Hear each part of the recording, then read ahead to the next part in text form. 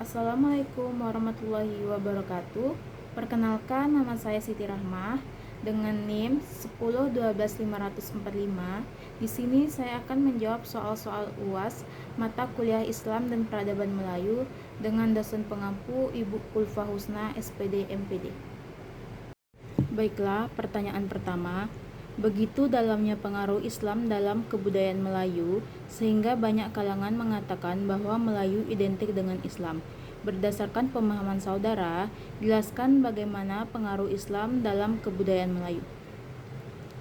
Pengaruh Islam dalam kebudayaan Melayu sangat mendalam dan menarik, meluas mencakup sebagai aspek kehidupan, sehingga Islam menjadi inti atau ruh dari kebudayaan Islam.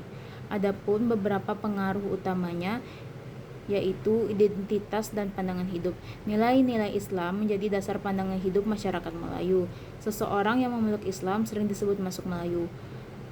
Bahasa dan aksara. Pengaruh terlihat jelas dalam penggunaan aksara Jawi, tulisan Arab atau Arab Melayu gundul pada karya tulisan Melayu dan banyaknya kata serapan dari bahasa Arab ke dalam bahasa Melayu.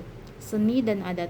Adat istiadat disesuaikan dengan ajaran Islam seperti mengganti kebiasaan sesajen dengan sedekah atau kendurian. Tema-tema keislaman juga masuk ke dalam seni sastra. Hukum dan pemerintahan. Prinsip-prinsip syara hukum Islam menjadi landasan dalam sistem hukum dan pemerintahan adat Melayu. Pertanyaan yang kedua, kedatangan Islam menandakan awal mula satu zaman baru dan berakhirnya satu zaman lama. Ini berarti bahwa perubahan yang dibawa oleh Islam terhadap tamadun atau alam Melayu bukan saja dari segi rupa, salah satu juga dari bidang arsitektur dan seni ukir. Berikan contoh perubahan yang dibawa oleh Islam terhadap alam Melayu dalam bidang arsitektur.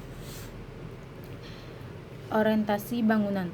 Orientasi bangunan, khususnya masjid, disesuaikan menghadap kiblat Mekah. Penggunaan kubah dan menara. Mengenalkan kubah dan menara pada masjid, menggantikan atau mengadaptasi bentuk atap bertingkat khas Melayu sebelumnya. Ragam hias dan ornamen, motif ukuran berubah dari figuratif hewan atau makhluk hidup menjadi pola geometratif kaligrafi Islam huruf Jawi, dan motif flora yang rumit, motif hewan yang masih digunakan dimaknai secara Islami. Misalnya motif lebah yang melambangkan kemaslahatan. Simbolisme filosofis.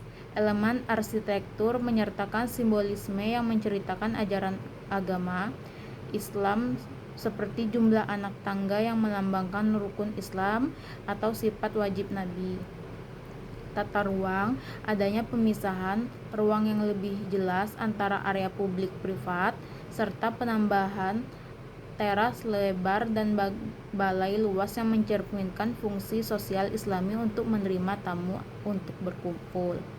Pertanyaan ketiga, jelaskan maksud dari pepatah adat yang berbunyi adat bersendi syara, syara bersendi kitabullah. Adat bersendi syara, adat bersendikan syariat, aturan adat dan kebiasaan masyarakat dalam mengatur kehidupan sehari-hari seperti hukum, dan berperilaku harus sesuai dengan ajaran dan hukum Islam. Syara bersendi kitabullah, syariat bersendikan kitabullah. Hukum dan ajaran agama Islam, syara itu sendiri berdasarkan pada sumber utamanya yaitu Al-Quran dan Sunnah, kitabullah. Falsafah ini menciptakan kerangka hidup yang mengintegrasi nilai-nilai budaya lokal, adat dalam nilai-nilai universal agama Islam, memastikan bahwa adat yang diterapkan selalu dalam koridor kebenaran agama. Dalam koridor kebenaran agama ini menciptakan ketertiban, keadilan, dan keharmonisan. Ungkapan ini juga sering dilengkapi dengan syarak mangato, adat memakai, syariah berkata, adat memakai, yang artinya syariat menjadi pedoman utama, sementara adat menjadi cara penerapan dalam kehidupan sehari-hari. Pertanyaan yang keempat, agama Islam pertama kali tiba di Myanmar pada tahun 1055. Berdasarkan pemahaman saudara, silahkan saudara jelaskan bagaimana sejarah dan dinamika masuk Islam di negara Myanmar tersebut. Pada pertengahan abad ke-7, para pedagang Muslim Arab yang hendak berniaga ke Tiongkok telah singgah di sepanjang garis pantai Myanmar. Saat itu masih dikenal dengan nama Burma. Pada abad ke-9, para pedagang Muslim pertama kali mendarat di delta Sungai Ayedward di pantai Tinatiri dan Raikni.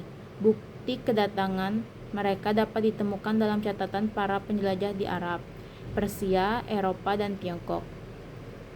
Umat Islam mulanya menempatkan wilayah di sekitar pantai Arakan, sebelum kemudian meluas ke arah selatan. Ajaran Islam masuk melalui jalur perdagangan dan pelayaran, kemudian menyebar melalui sarana pernikahan. Umat Islam Myanmar umumnya dalam keturunan dari masyarakat Muslim Arab dan Persia yang menetap kemudian menikah dengan kelompok etnis lokal Myanmar. Salin dagangan umat Islam yang tiba di Myanmar umumnya personal militer, tawanan perang, pengungsi atau korban perbudakan dari India. Di samping perbudakan dari India, banyak pula umat Islam awal yang juga memegang posisi sebagai penasihat kerajaan, administrator kerajaan, otoritas pelabuhan, dan ahli pengobatan tradisional. Pertanyaan terakhir, sejarah masuknya Islam di Jambi tidaklah tunggal. Teori Islam berasal dari Arab, teori Persia, dan teori India. Bahkan Hadratul Maut, Yaman, menjadikan wacana tentang masuknya Islam di Jambi menjadi kaya. Bahkan tutur di tengah masyarakat juga menyebut Islam berasal dari Turki. Jelaskan bagaimana sejarah masuknya Islam di Jambi. Islam masuk ke Jambi melalui jalur perdagangan dan dakwah sejak abad ke-15 Masehi di masa Sriwijaya. Namun, Islamiyah besar-besaran terjadi pada abad ke-13. Dengan datangnya Datuk Paduka Berhala Ahmad Salim atau Ahmad Barus dari Turki yang menikahi putri Salaras Bintang Masa dan melahirkan anak laki-laki yang bernama Orang Kayu Hitam atau Syahid Ahmad Kamil dan mendirikan kerajaan Jambi bercorak Islam, lalu berkembang melalui ulama dan pedagang Arab, Persia, serta Turki yang aktif di sepanjang Sungai Batanghari. Mengakar kuat dengan budaya Melayu Jambi seperti pepatah adat bersendi syarak bersendi kitabullah. Jambi, kerajaan Melayu, adalah pusat perdagangan strategis di jalur pelayaran internasional, menarik pedagang Muslim dari Arab, Persia, dan India. Keterlibatan dalam perdagangan Muslim memperkuat hubungan politik dan keagamaan dengan bukti kontak diplomatik awal dengan Khalifah Umar bin Abdul Aziz. Pedagang dan ulama Muslim terus berdatangan melalui Sungai Batanghari, menyebarkan Islam secara bertahap.